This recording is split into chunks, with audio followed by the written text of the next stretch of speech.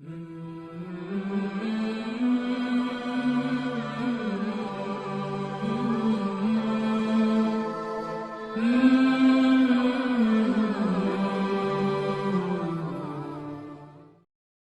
پارہ ہے سورۃ البقرہ، آیت نمبر 218 سے آگے پڑھیں۔ اعوذ باللہ من الشیطان الرجیم، بسم اللہ الرحمن الرحیم۔ یسألونک عن الخمر والمیسر قل فیہما اسم کبیر ومنافع للناس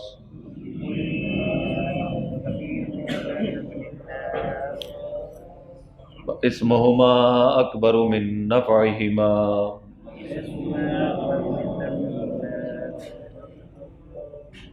ویسألونک ماذا ينفقون قل العفو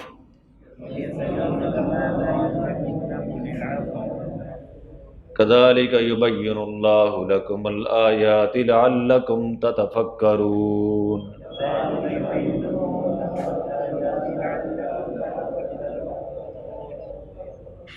في الدنيا والآخرة ويسألونك عن اليتامى قل إصلاح لهم خير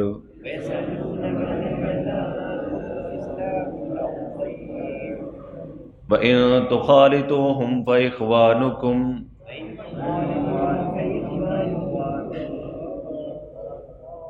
وَاللَّهُ يَعْلَمُ الْمُفْسِدَ مِنَ الْمُصْلِحِ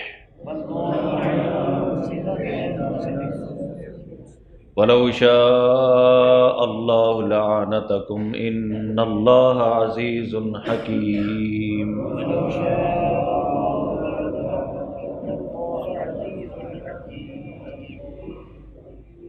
یسألونک عن الخمر والمیسر، وہ آپ سے پوچھتے ہیں شراب کے حکم کے بارے میں اور جوے کے بارے میں۔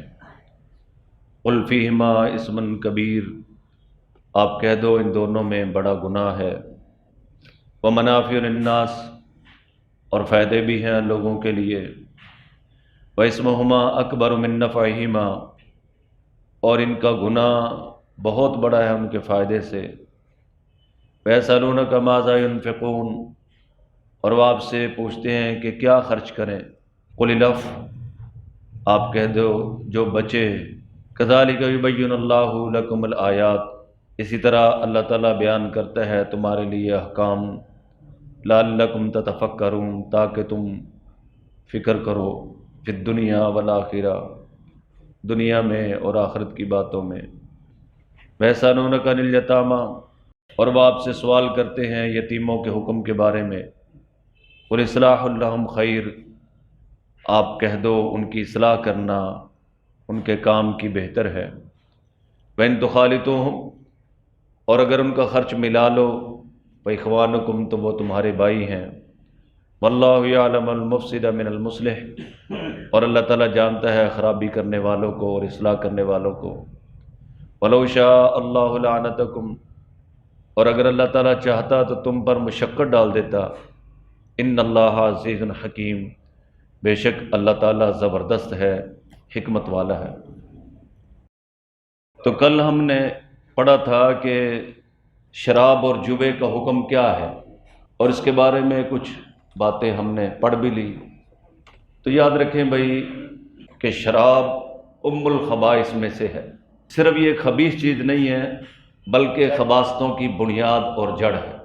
کل کچھ باتیں ہو بھی چکی ہیں۔ اور دوسری چیز جوا ہے، شرط لگانا، جوا کھیلنا، چاہے کسی بھی چھوٹی چیز کا ہو یا بڑی چیز کا ہو، اس کا حکم بھی اللہ نے بیان کر دیا کہ جوے کھیلنے کی بھی اسلام میں شرعاً کوئی اجازت نہیں ہے۔ جب سورہ روم نازل ہوئی، الف لام میم غلبت الروم فی ادنی الارض وہم من بعد غلبہم سیغلبون، سورہ روم نازل ہوئی کہ رومی مغلوب ہو گئے، فی ادنی الارض، پاس والی زمین میں، وہم من بعد غلبہم سیغلبون، اور وہ جلدی دوبارہ غالب آ جائیں گے۔ اس زمانے میں دو بادشاہتیں تھیں، ایک روم کی، اور روم والے عیسائی تھے، رومن امپائر، اور ایک مجوسیوں کی تھی، آگ کی پوجا کرنے والے، اور یہ فارس تھے، ایرانی شہنشاہ۔ اس وقت دنیا میں یہ دو بڑی طاقتیں تھیں، ایک رومن اور ایک فارس والے۔ رومن عیسائی تھے تو اہل کتاب ہونے کی وجہ سے مسلمان ان کو اپنے قریب سمجھتے تھے، اور جو فارس والے تھے وہ جو ہے آگ کی پوجا کرنے والے تھے، تو مشرکین مکہ ان کو اپنے قریب سمجھتے تھے، ہمدردیاں ہوتی ہیں۔ تو رومیوں کو جب سورہ روم نازل ہوئی ہے تو اس وقت شکست ہو رہی تھی، حتیٰ کہ رومی جو ہے نا اپنے علاقوں میں سے بھی ہاتھ دھو رہے تھے۔ اس وقت قرآن نازل ہوا، الف لام میم غلبت الروم، الف لام میم، رومی مغلوب ہو گئے، فی ادنی الارض، پاس والی زمین میں، وَهُمْ مِنْ بَعْدِ غَلَبِهِمْ سَيَغْلِبُونَ، ان قریب وہ غلبے کے بعد جو ہے نا دوبارہ غالب آئیں گے، مغلوب ہونے کے بعد۔ آپ اندازہ کریں کہ کیسی پیشن گوئی ہے، یہ ہے غیب پر ایمان کہ ان قریب رومی دوبارہ غالب آ جائیں گے۔ اب رومن تو اپنے علاقوں سے بھاگ رہے تھے، فارسیوں کے آگے آگے، اللہ نے ایک سچی کتاب کے اندر جو ہے نا پیشین گوئی فرما دی۔ اب ظاہر ہے کسی کافر کو کیسے یقین ہو سکتا تھا؟ تو ایک کافر حضرت ابوبکر صدیق رضی اللہ عنہ کے پاس ہے، کہتے یہ ہو ہی نہیں سکتا۔ حضرت ابوبکر صدیق نے فرمایا کہ ہو کے رہے گا، کہتے شرط لگا لو، شرط لگ گئی۔ تو اس وقت شرط لگانا جائز تھا، اللہ پاک کی شان ہے کہ شرط لگ گئی اب کافر کی اور ابوبکر صدیق رضی اللہ تعالیٰ عنہ کی کہ رومی دوبارہ غالب آئیں گے، اور غلبہ بھی ان کا کب ہوگا؟ چند سالوں میں، تقریباً 9 سالوں کے اندر اندر رومی دوبارہ غالب آ جائیں گے۔ شرط لگ گئی، اور پھر اللہ پاک کی شان ہے، مختصر بتا رہا ہوں کہ اللہ تعالیٰ نے قرآن کی بات کو سچا کیا، اور جس زمانے میں تک کی شرط لگی تھی ابوبکر صدیق کی، دوبارہ رومی جو ہے نا اسی زمانے میں دوبارہ فارسیوں پر غالب آ گئے، رومی فاتح بن گئے۔ اور جب قرآن نازل ہوا ہے اس وقت رومن کی حالت کیا تھی کہ ان کے اپنے علاقے چھینے جا رہے تھے، اپنے علاقے چھوڑ کے بھاگ رہے تھے، اور قرآن کیا کہہ رہا ہے؟ وَهُمْ مِنْ بَعْدِ غَلَبِهِمْ سَيَغْلِبُونَ، ان قریب یہ دوبارہ غالب آئے۔ یہ ہے سچی کتاب کا اعجاز، اور یہ ہے ابوبکر صدیق کا ایمان۔ وہ کافر کہہ رہا ہو ہی نہیں سکتا، ابوبکر صدیق نے کہا کہ ہو کے رہے۔ جیسے ابو جہل نے کہا نا کہ کوئی کہہ سکتا ہے، کوئی کہہ رہا ہے جناب میں نے بستر گرم تھا، میں نے آسمانوں کی سیر کی، جنت کی سیر کی، بیت المقدس تک گیا، یہ ممکن ہے؟ پوچھا یہ بتاؤ کہہ کون رہا ہے؟ کہا تیرا محبوب کہتا ہے۔ فرمایا وہ کہتا تو پھر سچ کر۔ پہلے ابو بکر تھے، جب تصدیق کی تو اللہ نے صدیق بنا دیا، ابو بکر صدیق رضی اللہ تعالیٰ۔ تو اللہ نے اس بات کو بھی سچا کیا، رومن جو ہے دوبارہ فارسیوں پر غالب آ گئے۔ پھر وہ جو شرط جیتی ابو بکر صدیق رضی اللہ تعالیٰ عنہ نے، تو نبی کریم صلی اللہ علیہ وسلم کی خدمت میں وہ چیزیں پیش کی، تو آپ علیہ السلام نے فرمایا کہ ان کو صدقہ کرنا۔ پھر شرط لگانا اس وقت کیا ہو چکا تھا؟ حرام ہو چکا۔ یہاں یہ بات یاد رکھیں بھائی کہ شرط لگانا ناجائز اور حرام ہے۔ اگر کوئی آدمی جوا کھیلتا رہا ہے، اب توبہ طائب ہو گیا، تو اب کیا کرے؟ ایک جواری نے توبہ کر لی ہے، اب کیا کرے؟ تو جن کے اس نے پیسے دینے ہیں، جن سے جیتے ہیں، ان کو جا کے واپس کرے۔ جس کے پیسے اس نے دینے ہیں ان کی جا کے ادائیگیاں کرے۔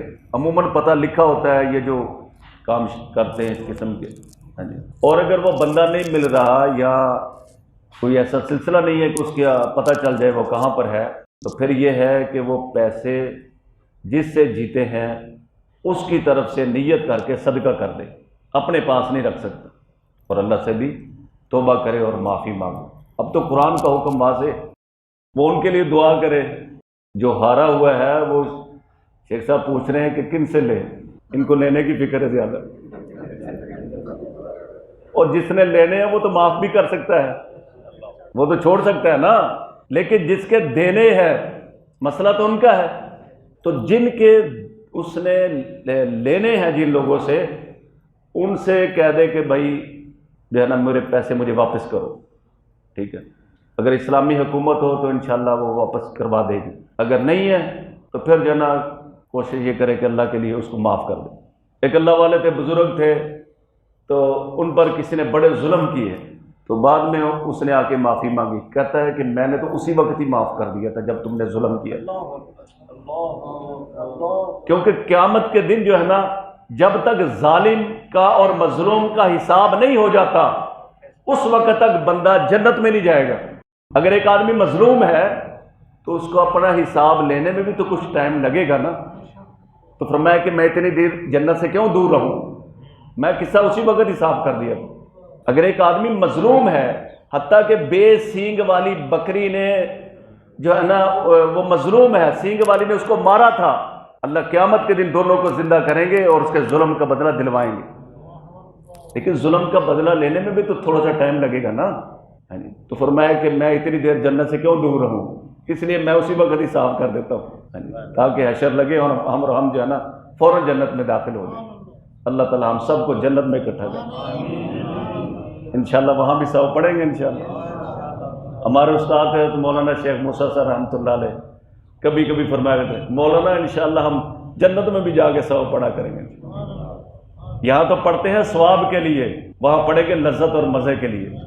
اب قرآن سے زیادہ لذت والی کیا چیز ہو سکتی؟ تو جوے کی بھی حرمت بیان کی اور شراب کی بھی۔